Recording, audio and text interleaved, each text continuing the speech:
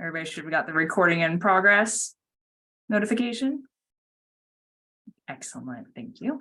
And I'm going to put this in present mode. Please don't switch, it did, that's fine. Excellent, all right, everybody. So my name is Nikia Pinnell. I am the Workability 4 coordinator here at CSULB. What that means is I work in the Career Development Center and I support our students who identify with a disability and career prep and coaching and placement and overall just support in general. I'm going to mute a couple people. I'm hearing some background. And then I'm going to pass it off here to Amanda and then we'll go from there. Hi everyone, I also work with the Workability 4 program. I am the program support specialist. I work alongside Nikia with our students that identify with disabilities in our career preparation program. So I'll go ahead and pass it on to Ilene.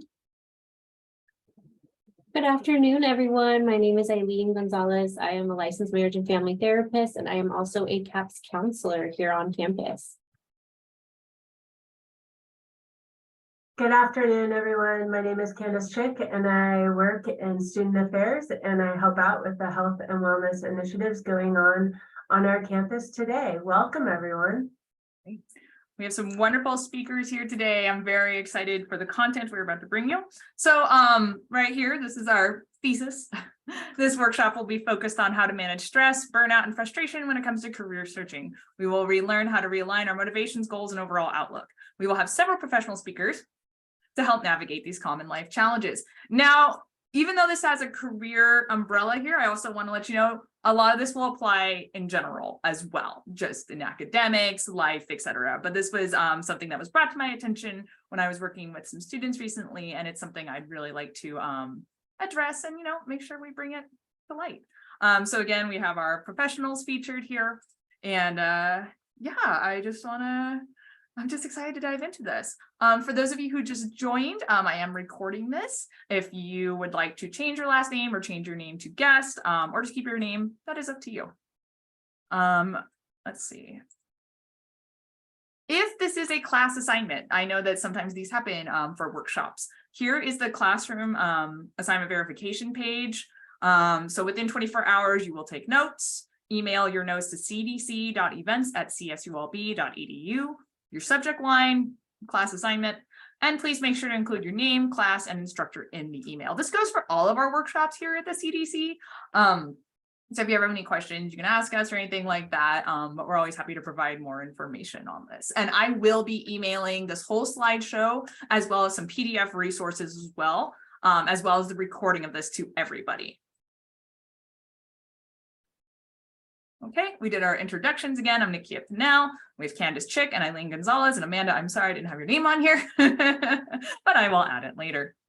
All right, we are going to kick it off with Candice Chick. I will be in the background. My camera will be off, but I will be monitoring the chat if you have any questions or if you need any support. Yes, I will. Thank you, Amanda.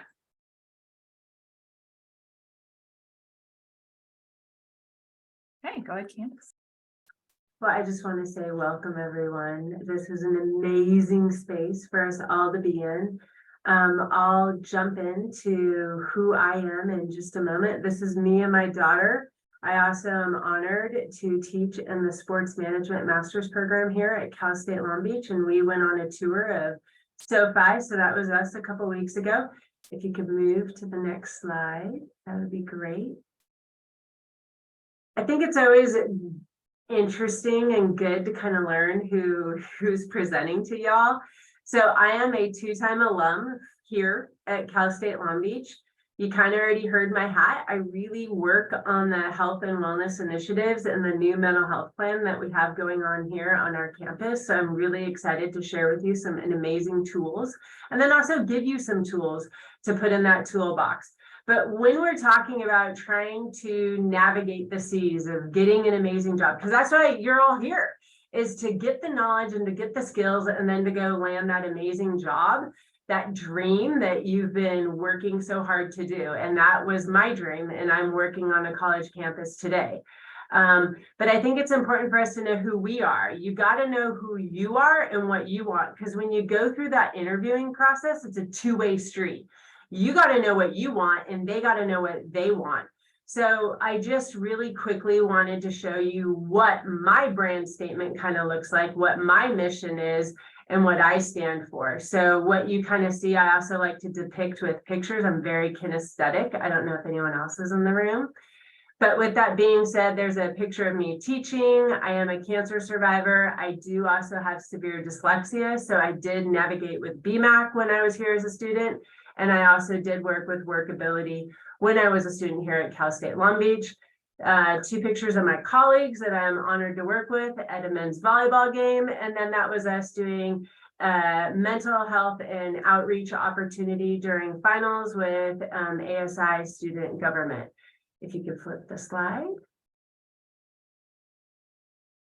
So I always think it's good to be present in the spaces that we're at. So this is a 1-minute breathing exercise I would like us all to go through. I'm even going to black out my screen. So please just use this 1 minute to just reconnect with where you are right now at this moment, or just use it as a mindful minute if that isn't really in your wheelhouse.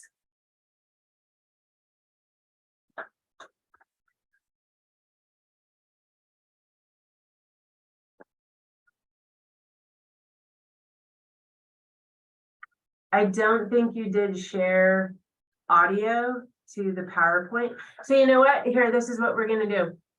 We're not even going to use the video because we know how to do this on our own. So what we're going to do is if everyone has a hand and you want to participate in the breathing exercise, what we're going to do is we're going to inhale going up to the top of our finger, exhale going down, and we're going to go walk through and do 5 mindful breaths. So I will lead and you get to watch me do it. So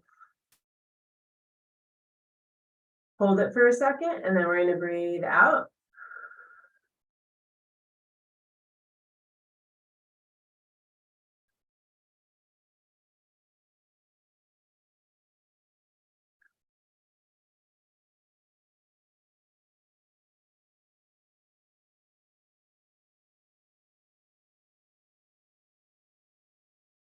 Now, this is a great exercise that we can use with our hands. We can just do it with us tapping our fingers. We could do it with our toes. We could just do it as a mental memory.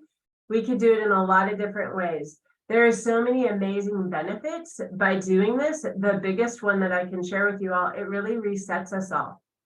And it brings down those cortisol levels of those fight or flights.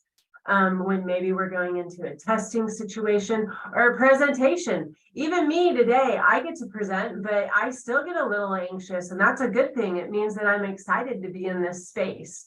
So if you could go to the next slide, we're going to actually go 2 slides because the next video is not going to work either. Oh, I fixed the share sound. It's okay. Just go forward. Cool. Just go forward again. It's all good. We know how to pivot in this world. So next slide then, Candice. Yeah, that's great. Cool. Thank you. Yeah. So again, it stops that negative thinking like, oh my gosh, I'm going to present. What am I going to do? So by doing that breathing moment, it's going to help you do that. It's also going to rewire those brain synapses, like I said, on those fight or flights, to just reconnect with your breathing. And just becoming less stressed. Even just by smiling, we become less stressed. So the other video I was going to kind of share with you, and I'll just tell you about it really quick. It was a video that we did together last summer with students, and it was a video about all of us. We're all coming from different walks, from different lives, from different backgrounds every single day when we come to this amazing community at Long Beach State.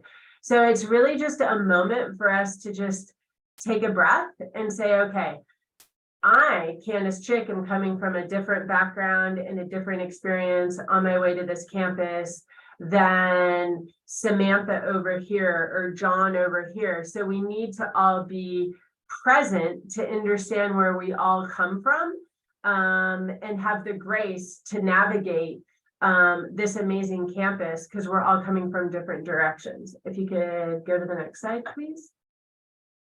So with that all being said, really quick, how many of y'all just in the chat, just say a yes or a no?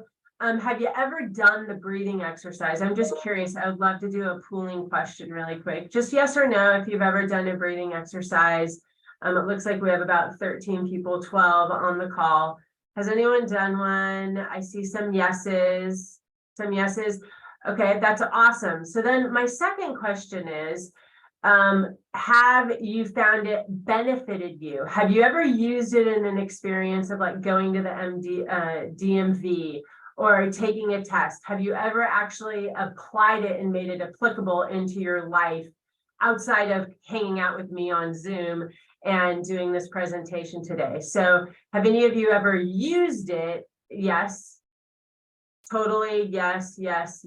Oh, definitely. Yes. Okay. So now I'm going to ask one more last question before we jump into some content. How many of you really feel like it's applicable, like it helped you? So yes, it helped me. No, it didn't really help me, but I still tried it anyway. I'm just curious on a pulse. So it's either yes or no again. Did it help you or does it? So I'm getting a lot of yes. Okay. So this is the big thing in life. There's two differences from good to great. Good means you're kind of standing. Yes, it helps. Awesome. Thank you so much for everybody who participated in that pooling of questions. So the difference between good and great, good means your legs are straight together. Something comes along in life and it hits you and you kind of get off balance.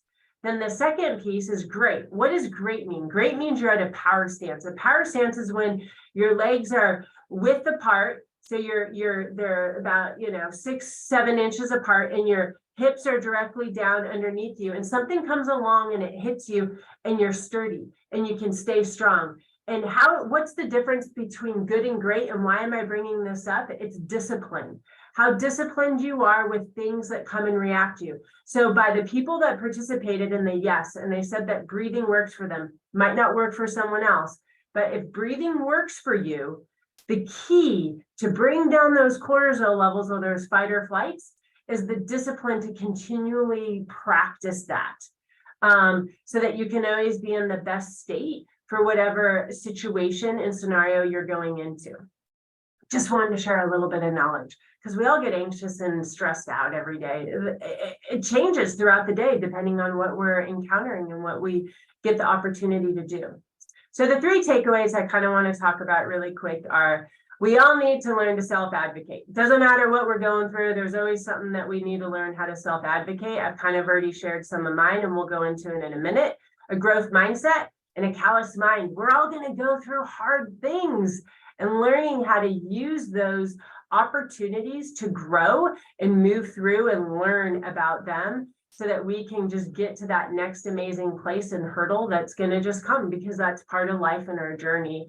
And then self-care. And what does that look for what does that look like for us all? And we all can get burned out really, really fast. So how can we continually tap into that to take care of ourselves? And maybe breathing is it, maybe it's tea drinking. We'll jump into it in a second. Next slide, please. So first, I really want to talk about self-advocacy. As I've already shared, I am 100% dyslexic. If I'm too tired, I'll even talk backwards in a sentence.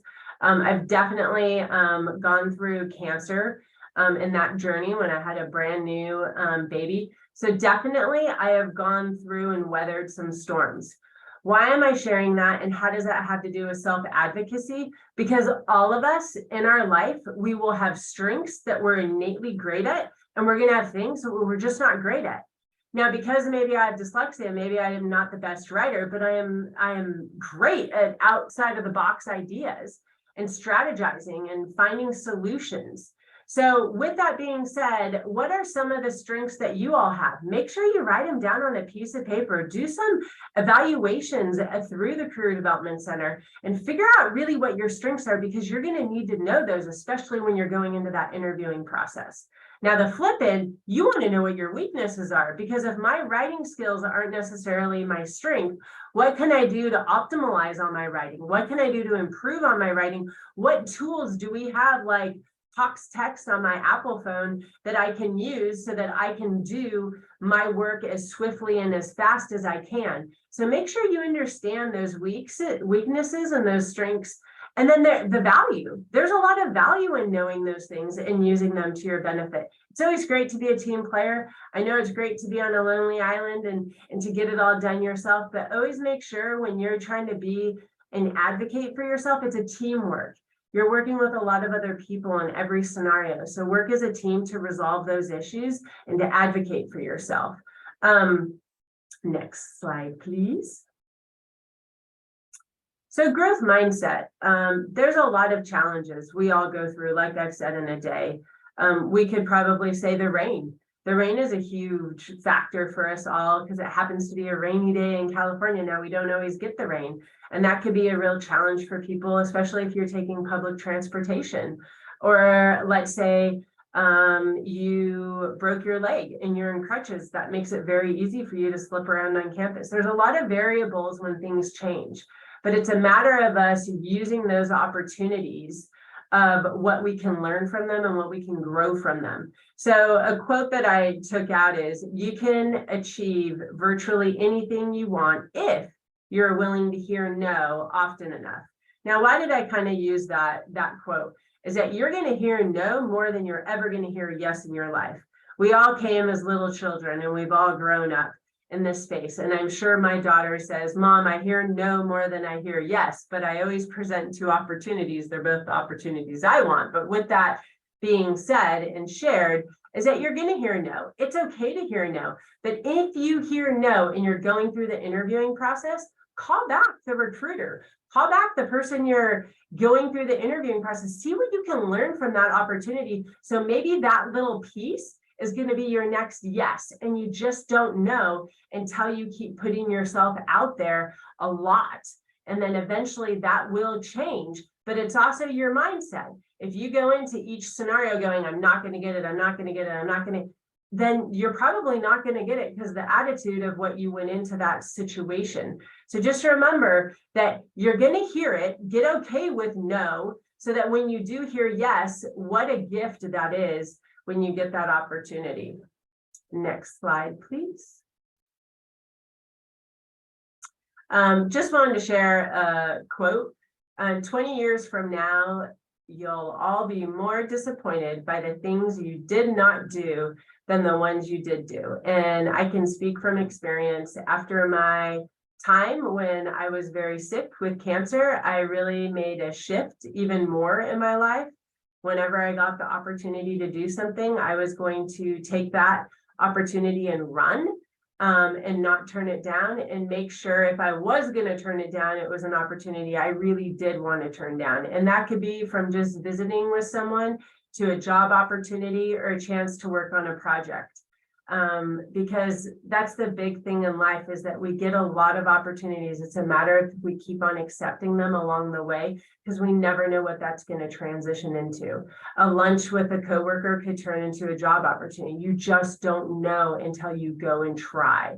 So try to think of, in the future, this is where I want to be. This is an opportunity. Do I take it? Do I not? And really vet it out and make sure that that's the choice that you want to go in. That's the choice that you choose. Next slide, please. And this is the cool piece where I'm going to kind of bring it to a closure and wrap it up, that self-care looks different for everybody. In the chat box, if you're willing to share, my self-care looks for me to take care of my mental health, my physical health. I work out every day, but that's me. And that's what I know works for me. If you would like, in the chat box, please share with me what you like and what works for you for your own self-care. Some people it's drinking tea. Some people it's reading a book. My best girlfriend, she reads books like I don't know, and I'm dyslexic. I don't read books like water, but she reads books for her own self-care. Some people it's eating a certain type of food, and that's their self-care. So if anyone would like to chime in, some people it's sleeping, stretching and yoga is one, spending time, doing your skincare, playing, doing skincare. Sorry, I'm trying to scroll up now. Spending times with friends and family, that's a great one. So it's not one size fits all. Trying to get out of town and doing a change of scenario. So I think what's really important at this juncture, when I would love to give you some key pieces in this career journey, is really just always remember to self-advocate for yourself. You're amazing of who you are. We have great growth to do going forward and learning from these opportunities that maybe are a no, but we get to grow from them to get to the next level. But throughout this whole journey, we need to always tap into ourselves and take care of ourselves. And that looks different. So never try to put yourself in any of these boxes that anyone else does. I always tell my daughter, I'm an orange, you're an apple or a banana or a grape. We're all very different. So don't try to emulate what anyone else does. Just listen to yourself. You have all the amazing answers and just keep tapping into that to get to that next amazing plateau until you eventually in 20 years, you'll be like, whoa, I'm here. But you got to grind it out for a little while. And through that process, resiliency will come in. But that is it. I guess I hope I ran through it in enough time so that we have, I get to share some tools with you. So Beach Wellness is the one-stop shop. That's the really cool job I get to do here on this campus. And so if you are in a crisis or if you're looking for a resource on our campus or off of our campus, Beach Wellness is the hub that soon will be on all of our syllabuses. For students, faculty, and staff to navigate all of the resources here on our campus when we're talking about mental health and your well-being. Next slide, please. I also want you to know you're never alone. There's the Beach Crisis text line. You can always reach out to them and talk to them in times of need. It's 24/7. If you could do the next slide, please. Find Help Now is an amazing resource. It's going to give you all of the resources on our campus as well as in our surrounding areas. 5 counties we count. So it could be out in Riverside, it could be Orange County, it could be LA County, it could be San Bernardino. And with this, it's basically a link tree. That's why you see all the different arrows. So let's say you're dealing with something that is food insecurity. So you could go through and answer some questions and you'll get all the resources on our campus and off our campus with food insecurity. So please check it out. Find Help Now is a great new resource we have available to our campus. And I thank you for your time. All right. Everybody in the chat, go ahead, or in reactions, give a Candice Thank you, Candice. I'm going to unspotlight you right now. Unspot? Sure. Remove spotlight. Cool. All right. Again, thank you so much, Candice. I so appreciate that. I really enjoyed seeing all the participation in the chat and seeing everybody's self-care, seeing that, you know, the mindfulness really helps everybody. I know it helps me. And yeah, Candice, again, thank you so much. And what I will do at the end of this, all these QR codes are here. So I will take just a few seconds to kind of pause on these in case anybody wanted to snatch them, but they will be at the end as well.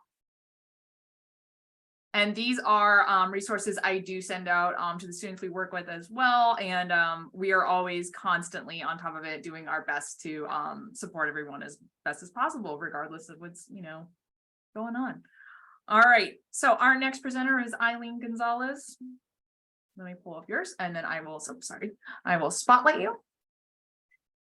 Awesome. Thank you. Thank you so much, Candice, for sharing a bunch of lovely resources. And I'm just gonna follow that up with mental health resources that are on campus through our counseling and psychological services, as well as just talking a little bit about motivation, especially while job hunting. So again, my name is Ilene. I'm a CAPS counselor and also a marriage and family therapist. We will move forward, please. Okay, so first and foremost, I find a surprising amount of folks are not totally aware of counseling and psychological services, aka CAPS, as it's most commonly referred to on campus. So we are an on-campus department. We're in Brotman Hall on the same level as the Fountain.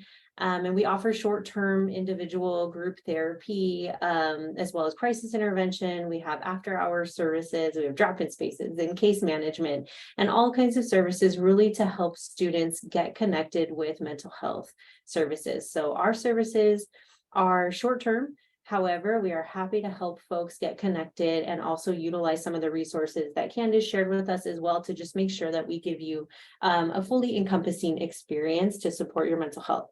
Students typically walk in or call to schedule an appointment. We put our phone number and also our location on here, and it's going to be in the resources slides as well. So that's like a little snapshot of what we do. And then I'll delve a little bit further into some drop-in spaces that are available for folks. Okay, so here at CAPS, we have many different spaces for students, and it gets a little bit confusing because they're all called something different. So I will try to clear it up a little bit for folks and just say one of the ones that we offer are our CAPS drop-in community spaces. These are community spaces in which students can come connect with other students on shared experiences, identities, or interests. And the reason why they're considered drop-in spaces is because attendance is not required each week. Students can come and go anytime throughout the specified time frame for each drop-in space. So we have the following drop-in spaces here. I will highlight a few of them. First and foremost, probably our longest standing drop-in space has been going for 9 years now, every week, except for during the summers, which is Rainbow Cafe. That's for our LGBTQ+ population. We also have a new drop-in space called Spoon Check. That's for our students with chronic illness or chronic pain to come and connect with each other weekly. Also a Thoughtful Thursday, so kind of in line with Candice's Mindful Moment. Thoughtful Thursday is a space where folks can drop in, do a meditation with us, and then move forward with their day. And then, as you see, there's many others, but we have a flyer for y'all with a QR code on it. So if you're interested in any of these drop-in spaces, it will also be available for you in the resources. We also offer these one-on-one Let's Talk spaces. So if you see a flyer that says community drop-in space, you know, okay, that's for multiple people and I can come anytime. And then we also have one-on-one Let's Talk drop-in spaces. So these are an informal short consultation with a clinician, and we're actually in different areas on campus. So I've included my flyer here as we are working with Workabilities, and I am housed in BMAC on Wednesdays from 2 to 4. And I'm there for folks to just come and consult. We recognize that sometimes people don't always need an appointment at CAP. Sometimes they have a quick question about their mental health or where to find resources. So we want to make that available through these informal consultations. So folks just drop in, ask me a few questions, we talk it out, and then they go on their way. Sometimes we do schedule them with CAP, sometimes we don't. Just kind of depends what folks are needing. And then we also offer 4 or 3 different spaces for Let's Talk spaces. So that's our resources, all of those available to you through CAPS for free. If you ever find yourself in need of some mental health support, of course, the things that Candice mentioned, and then also CAPS. So we're like one big happy family trying to support y'all's mental health. Okay, so let's get down to more of the nitty-gritty stuff. Let's talk about motivation.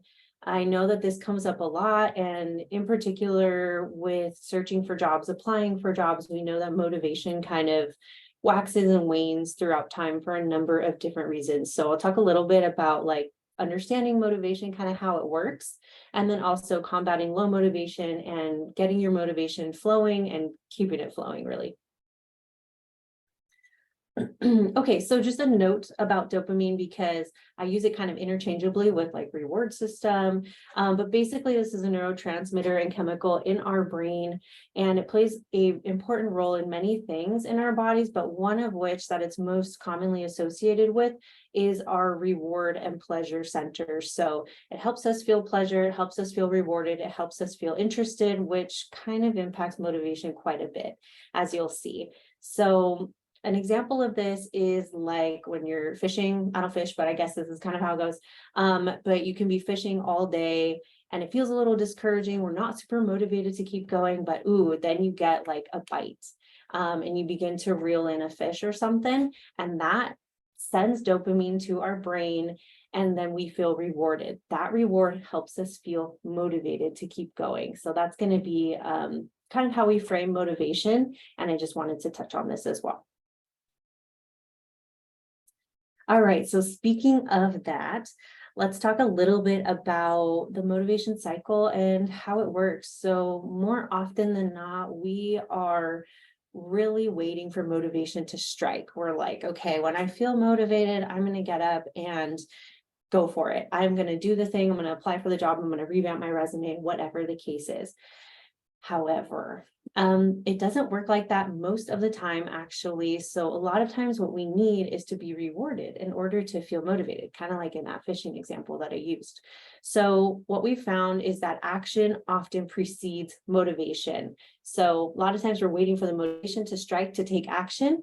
And what's helpful for me is just kind of flipping that narrative on its head and knowing like, okay, if I take action on something, I will feel rewarded and accomplished, and that keeps me motivated to keep taking action. So, for instance, applying for a job, we're waiting for that motivation to strike to want to revamp my resume. I personally hate looking at my resume and redoing it. It's a huge hurdle for me. So what I do to just kind of take action quickly is just open up whatever I'm using, if it's like Word or something, that I open it up, I take a look at it and have like a mental sense of what I want to add or take away. And that to me is an action. Like, all right, cool. I've done that. I've opened it. I've looked at it. It's actually not as bad as I thought. And I'm feeling okay. And that kind of sends dopamine to our brain. We feel rewarded. And then I feel motivated to keep going. And so that's how we can think of action, reward, leading to motivation and keeping it going. We move to the next slide. Alrighty, so just to bring the point home a little bit, action sparks motivation, not always the other way around. I'm not going to say every time, but a lot of times the motivation part actually comes second. Another note that I wanted to just make on this is like, as a clinician, I was working through the pandemic and in the transition back to campus and all of these different things. And what we really noticed is that folks struggled with motivation. Of course, during the pandemic, we're all in lockdown. We're not able to see our people. We're not able to do the things. We're not in our routine. And I believe what researchers found about that is actually that we're taking less action. We're doing less actions. We're not able to participate in as many things as we want to and would like to. So naturally that decreased motivation because there wasn't any action to be had. So I think that that's just a really good illustration of like, oh, okay, well, we really couldn't take action, then folks didn't really have a lot of motivation. And to me, that makes a lot of sense. Okay. So I am not going to ignore all of these considerations with respect to taking action. So we know that certain mental health concerns, in particular, something like depression, sometimes anxiety, some of the key characteristics of that is like fatigue, low motivation, little or no interest or pleasure in activities. So people really struggle to become motivated and to take action. In addition to that, too, I think people who may struggle with depression and lots of folks who don't really talk negatively to themselves. And by doing this, we're not really giving ourselves credit for the things that we're doing. Therefore, we're almost essentially like squashing that reward. So maybe we're like, want to give ourselves credit for opening the resume, but if we're talking negatively to ourselves and we don't give ourselves the chance to even feel rewarded and therefore motivated. So I think self-talk is a big piece of this as well. And I just want to acknowledge too that certain mental health conditions do make it really difficult to get motivated. And I will talk a little bit about kind of how we can break that down further to help folks if that is your particular situation or somebody that you know. In addition to like disability, health concerns, chronic illnesses, things like that, of course, would contribute to fatigue and low energy. When we're not feeling well, we're not going to have as much energy. That's okay. So what I want folks to take away from this is like, although we're recognizing that like action can lead to motivation, it's cool to be gentle with yourself. I want people to be gentle with themselves because we know that we can't always take action every single day, given our own specific set of things we got going on. And I want to acknowledge that and make space for that as well. So allow yourself time to rest and try again. All right, so like I mentioned about self-talk. So how we talk to ourselves is incredibly important. I consider this to be a huge part of my work as a clinician and just something that I'm often reframing for folks and for myself. I think as humans, we tend to talk to ourselves maybe a little bit negatively. I don't know why that is, but it tends to come up quite a bit. And I'm always a huge proponent of giving yourself credit. Like I was just talking this morning about like the fact that we're all on a college campus makes it seem really, really normal that everybody gets through college and they all make it look easy. But actually, when we zoom out, not everybody goes to college, not everybody gets through it and gets their degree. It's actually incredibly difficult. And we don't often give ourselves credit for those things because we're seeing it as like really normal. So I've kind of put an example here for folks to just take a look at. So for instance, if we're going with the action and the reward and motivation cycle, then the action is like, okay, I updated my resume. And what if instead of saying, oh, I only updated my resume, but I didn't really apply yet. We said something to ourselves like, I accomplished a step toward my goal today. I did this. I hate redoing my resume and I did it. Then it gives us that little boost of motivation to apply. So all I'm saying is let's try and give ourselves a little bit of credit for doing the thing, because not all of the things are easy. Speaking of when is not easy, when taking action is hard, break it down. So for this, if we struggle with something that makes our motivation low or makes fatigue really high, I think it's incredibly helpful to break down all of our goals into really small and manageable chunks and request assistance. If you need a little bit of accountability, of course, you can utilize a therapist, a clinician, a friend, a professor, maybe workability or other folks on campus or in your life who can help hold you accountable to some of your goals.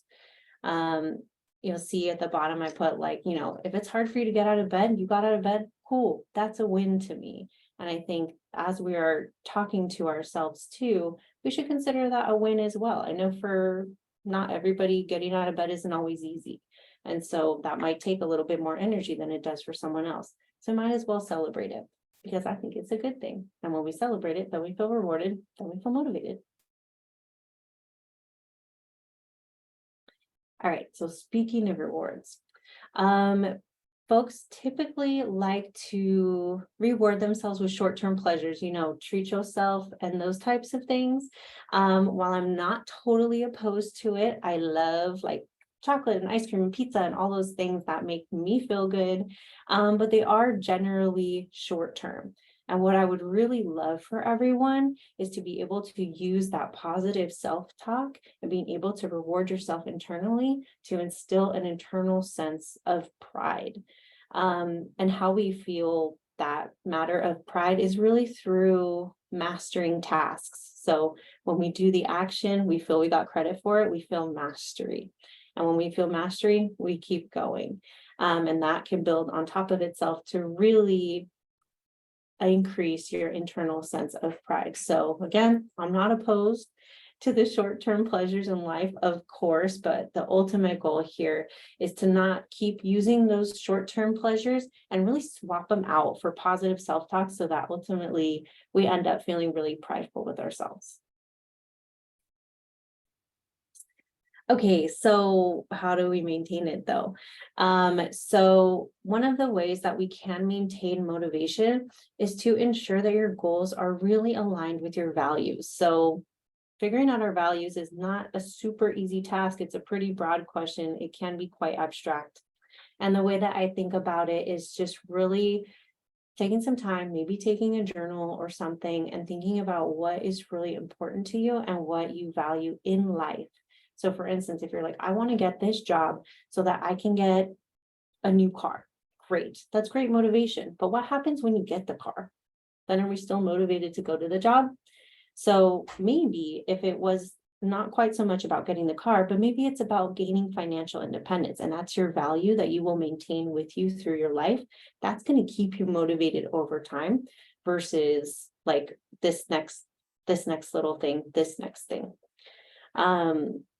And that can be, your values can be all kinds of different things. And next, of course, we want to take small steps. So the more often we're able to take those small steps, again, you feel masterful and we keep going. We want to track accomplishments. If you don't know anything more about me after today, it's that I am all about tracking accomplishments and celebrating people's wins. So I think that is incredibly helpful, and it's a good way to just visually see everything that you've done towards your broader goal. Of course, reward yourself before and or after a task. So what I mean by rewarding yourself before is that some people often find it helpful to imagine what it'll feel like when it's done. and they can kind of gain a little bit of motivation from that because they know that that reward is coming.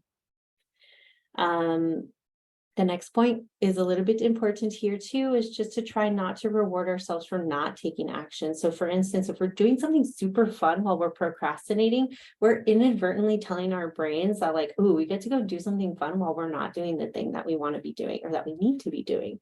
So we want to really think about what we are doing while we are perhaps procrastinating or putting something off and changing that a little bit. Maybe we don't hop on social media. Maybe we don't hang out with friends when we had already allotted that time for building our resume. And then lastly, stop talking to ourselves so negatively. I know that that's work. I know that it sounds a lot easier than it is, but we want to really try and just replace that negative self-talk with some positive self-talk so that we can continue to build our confidence. All right, that was a quick crash course in motivation and in CAPS. So thank you all so much. And I'm here for any questions if y'all have them. All right, let's give some Ilene some love with some reactions. Thank you, Ilene. All right, let me unpin you. Actually, I'm gonna do a multi-pin with Candice as well for the Q&A part. All right, so with that, I had just a few questions in the chat, but please in this moment right now, take some time, add some questions, or even, it doesn't even have to be questions. It could be thoughts maybe you had, a takeaway, that would be awesome. You know, anything like that. And we are here to answer that and kind of go through those things.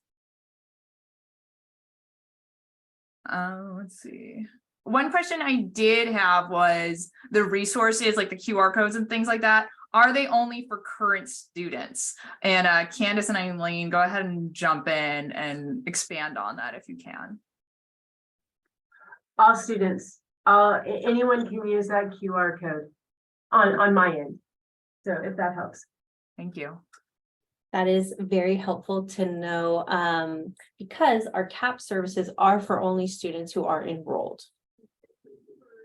That's fine. Thank you. Cool. Again, anybody, if you have any questions in the chat or a takeaway. One of the takeaways I had when Ilene was speaking about small accomplishments, I was talking to someone recently who was like, I was getting frustrated with my to-do list, but I made a to-done list.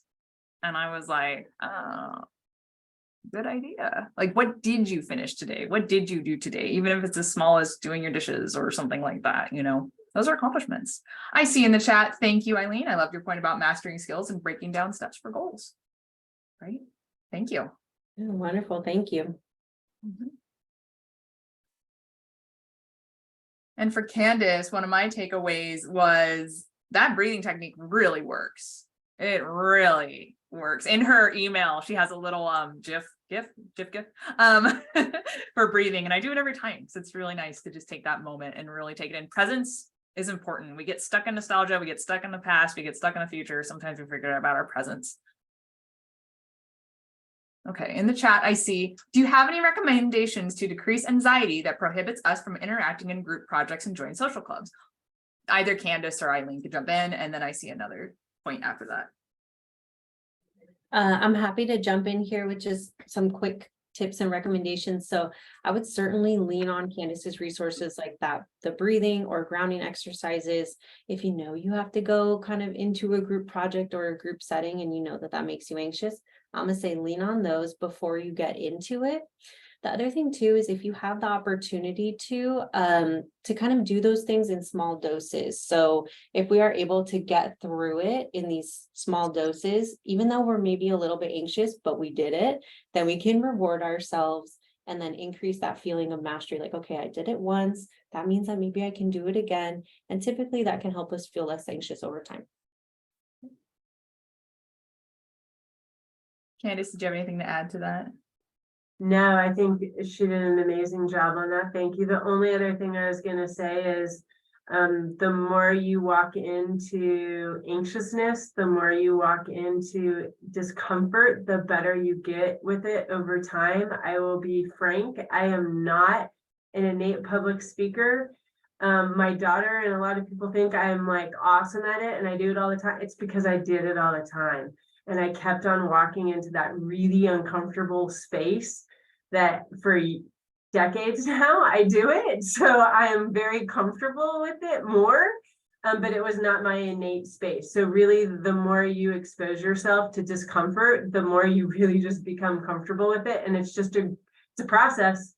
But I know everybody can do it because I had to do it myself. And I encourage you all to baby step it through life and those experiences as opportunities to consistently grow. Thank you, Candice. I see a takeaway. Not rewarding yourself for procrastinating was was great to point out. I resonated with that. And then I have another question. Who can you talk to if you have heavy things happening in your personal life that makes you not motivated in school? And Candice or Eileen, whoever wants to take that first. I'll happily just like plug our services, of course. So if you are an enrolled student and you find yourself really struggling with motivation, you can of course come to CAPS, and we also offer like on-call crisis counseling. So it's like one session, and then we'll kind of go from there. But basically from 8 to 5, we have counselors here available to talk to you if there's heavy going on and you need to talk about it like right now.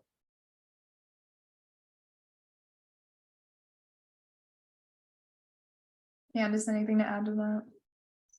No, I think that's great. And I think the other thing I'm going to plug is there's a lot of really great support groups through CAPS. So you're not alone. You're not the only one dealing with a lot of things on our campus. And so we have a lot of different types of scenarios of support for students. So one-on-one therapy might work, or maybe a group setting might work. So there's a lot of different opportunities, but I'd definitely make that first step. Absolutely. Thank you so much. I don't see anything else coming in, and that's fine. But we're at, oh, wow, look at that. Time flies when you're having fun. Oh, here we go. Oh, listen to this. I signed up for this Zoom for a requirement for a class, but the Zoom has been so very beneficial to me and my mental health. Thank you, ladies. Yay. I'm so happy to hear that. Awesome. Thank you. Great. And you could still go ahead and sound off in the chat if there's anything else. I'm not going to end it just yet. We have 5 minutes, so I'm going to kind of go over these last things. How to contact us. This is just kind of our information. Phone numbers, emails. I'm excellent at email. That is my thing. I don't know why I avoid my phone. I just do, but I am an email person. But regardless, if you do want to talk to Candice or Eileen, this is their information here. And then resource page. So I culled some of the resources that were already presented in this, and then Lahini Dasanaki, who couldn't make it today, also sent over some resources, and I have another page for that. So these are kind of divided up. So we have, again, the beach wellness and the find help now, which were represented here in the workshop. So there's that. There's CAPS, of course. Here's everything. And I will attach the PDFs in the emails, their phone number for their main. There's the text speech as well. More CSULB, you at CSULB, the Wellbeing Hub, behind Happy Faces, Wellness, Choral Mindfulness, the university over here at CSULB. Here is some outside things that are not some are CSULB, some are not. So self-care mobile apps, those are pretty cool. They are updating and changing constantly. Self-care websites, again, through CSULB. Here's some other ones. 18 Talks for when you feel totally burned out. TED Talks, I'm a big TED Talk fan. Go for No, this was in Candice's slides earlier. Overcome sales rejection, reprogram how you think about no, the word no. I'm a big fan of Hidden Brain. I listen to a lot of their podcasts, and they really do touch on things. In fact, there was one I just saw on their page yesterday about job hunting, and I was like, oh goodness, and careers. So I was like, oh, that's awesome. I always use Hidden Brain. Positivepsychology.com, stress management activities worksheet, that is from Lahini. Indeed, funny enough, does give some career advice and finding a job search for job searching anxiety. There is another link here I will add. Unfortunately, I got it a little late, but I will add it when I email it out. Workshops like these, CDC hosts them, you know, talking to us over at Workability, talking to Candice, talking to Ilene, you know, and if you are, you know, an alumni, for example, there is still help, and you know, there's still people out there, and it is hard to find because there's a lot, and then sometimes it doesn't feel like there is a lot, but it's out there, and you do have to do a lot of the legwork and a lot of the, you know, the researching and things like that. But please know that you are not alone. I know that was something that we said here in this workshop. So if there is anything else, we are already at the 58 mark. Please add it in the chat. Or you can say something if you want to speak up. That is totally up to you. I'll give it a moment there. And if you need to go, you need to go. That's totally understandable. I want to thank everybody for their time and their expertise and all your participation. So attendees, if you need to go, you may go, or if you want to add anything to chat, you may add something to the chat. And I will be connecting the transcript as well to this.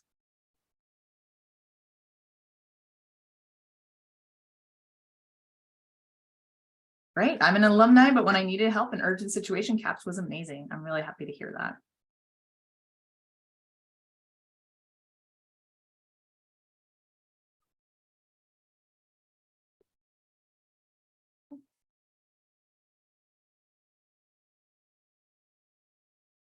Great, I'm seeing people kind of drop, that's fine.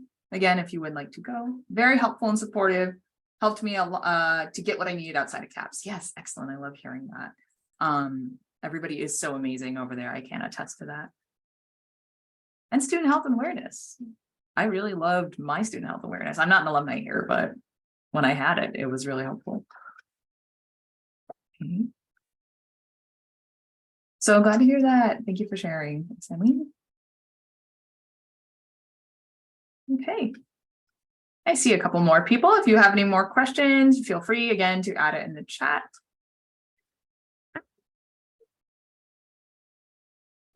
Great. I see one more person. I'm going to stop sharing.